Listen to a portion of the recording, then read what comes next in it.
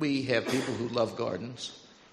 My father thought that a skiff where one could fish was sanctuary. I have a little lady on the coast who loves her garden so much. And she said, come into my garden and you'll be in sanctuary because you will be surrounded with beauty and because you will hear sound after sound of the choir of the birds at song. Come into my sanctuary, she said, and we'll just have tea together. I thought that was pretty neat. And then there's the Garden of Gethsemane, the garden where Jesus went and where Jesus dealt with some heavy-duty stuff, big stuff. Pat and I sat in that garden. It's interesting because they have a very large stones all over the place. And you know that some of the olive trees have actually been there since the time of Christ? And we sat holding hands on this big stone in the Garden of Gethsemane. And Pat said, honey, listen. And we listened, and the first sound was the sound of birds.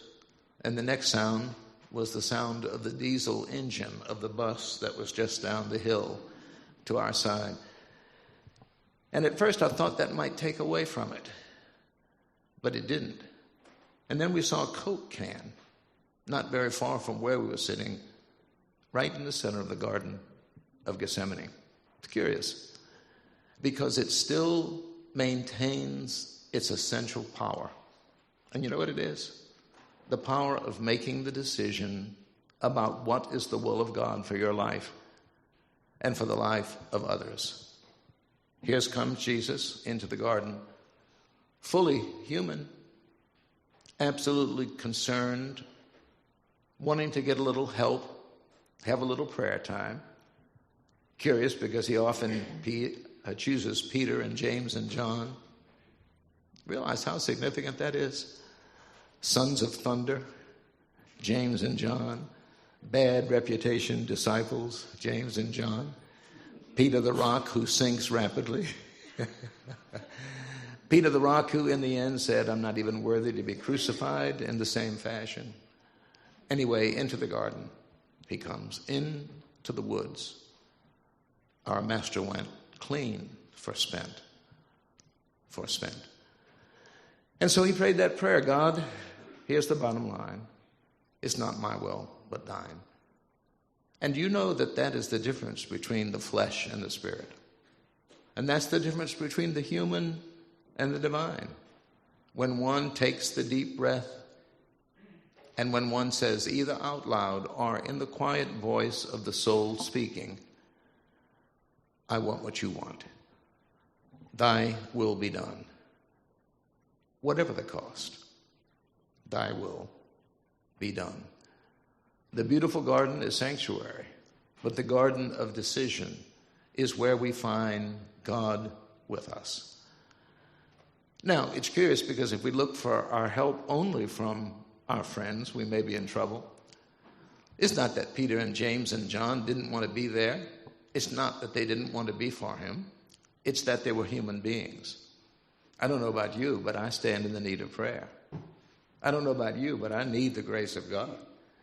Everything that God has to give, I need it. And I would imagine that you might too. And so he brought them thinking they'd sort of be there to hold on to him or pat him on the back or hand him his water bottle, as my son often does. But the fact is they just were tired and they went to sleep. Makes me think of my dear old wife. We had our anniversary this last week and our famous sick and tired day. I'm not going to tell you the whole thing again. But one day when I came in, she told me she was sick and tired of everything, and that included me. But at the very same time, then she said, what is always the bottom line? She said, do me a favor. I said, what? She said, just hold me for a minute. And there's your Garden of Gethsemane. Your friends may fall asleep, but you're not alone. There's one who's still with you. And then there are the dark woods experiences of life. Somebody just said a few minutes ago, how's it with the kids on the coast? Well, we called down to check on the coast, and they're having a tough time with power and all. And there are a number of areas that are flooding, and we want to remember them. But most everybody has basically been safe, and so far, at least, so far as I have heard up to now, no lives have been lost. But those kinds of things are difficult to deal with when what we expected was not what we got. And when the weather turns against us and the world gets pretty heavy. I had a friend that invited me to go on an overnight camp out. And he was an Indian guy, a Native American guy, and he was so skilled in the woods that I thought, well, I would really like to go and learn some things from him. His name was Manford. But anyway, he didn't correct me when I put my tent up down in a little hollow. Because you see, that night when the rain came, my clock floated away and other things. And I said, man, why didn't you tell me not to put the tent in the hollow? He said, we've got to learn by experience. And so the night got worse and the storm got bad. And he was out there and the fire was snuffed out by the swift rain and the storm. And when the fire was snuffed out, he turned around and said to the other four of us, I'm scared. And I said, you're scared? He said, I'm scared. I said, oh, God. I'm scared, too. And then there was a single word, boys.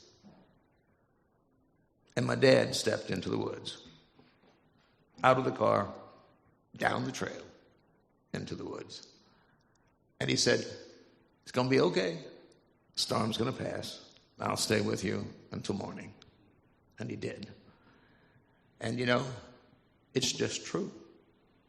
We're not alone.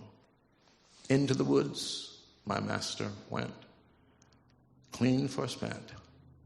Out of the woods our master came, content with loss and shame. May I invite you to do the closing of the sermon with me by taking your bulletin. I'll show you. Just take your bulletin and turn to the back. Do you see the little into the woods section? Look at the very last paragraph. Okay? And I'm going to ask you to do some creative thinking. I want you to put it in the present, that last paragraph. The wood, where it says gardens and woods war, say are.